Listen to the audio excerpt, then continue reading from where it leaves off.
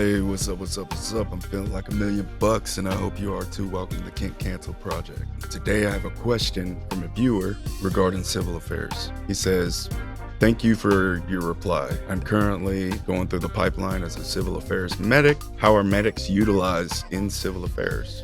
Well, it's good that you asked, because medics in civil affairs are an incredibly valuable asset to the team. A medic's capabilities open up doors when it comes to different social networks, and it increases access to different countries of interest. Therefore, they play a major influence in civil affairs operations and the operations in the battlefield and in garrison.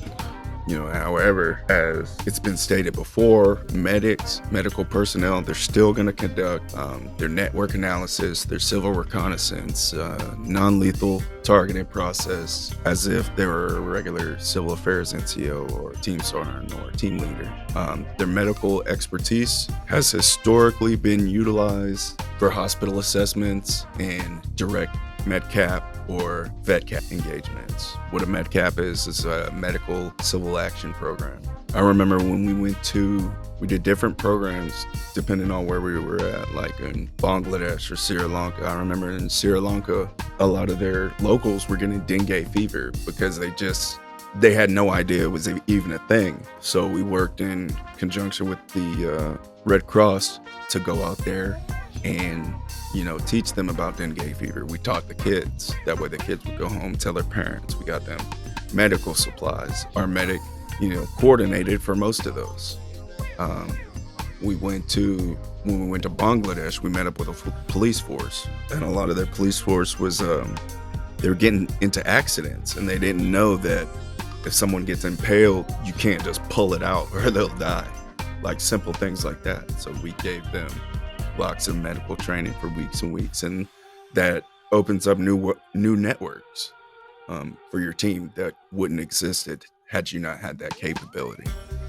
Medics should be able to recognize symptoms of societal instability like protests, inequality, and conflict. They should be able to recognize the root cause of those, or the cog of that issue, the center of gravity, and be able to target that so that we can focus in on that area.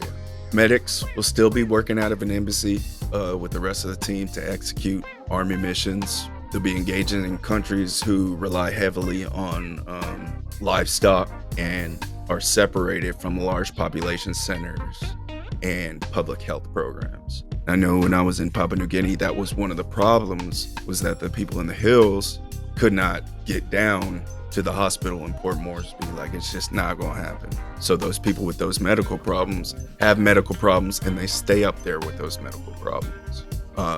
If you're a medic, you could expect to be doing animal husbandry, water purification, education and nutrition, and other basic needs for whatever host population you're going to. Medics are first and foremost responsible for the team's overall health. Prior to deployment, they'll be off assisting maybe the brigade surgeon doing their training, whether it's the SOCM course, and I know they have another course that they have to go to in order to refresh and keep up with their skills. Then they give T-Tri-C to the rest of the soldiers in their company. So right now, civil affairs, 10 years ago, civil affairs had a footprint of over 23 countries. It's way beyond that now. And since the footprint's far greater, there's a greater need for medics. So medics, in short, are a super valuable asset to a civil affairs team. So you will be utilized. You'll probably be deploying often because not everybody can make it through the SOCM medic course. It's got one of the highest attrition rates out of any course in the military. So yeah, big ups to all those guys. Yeah. And thank you for your question.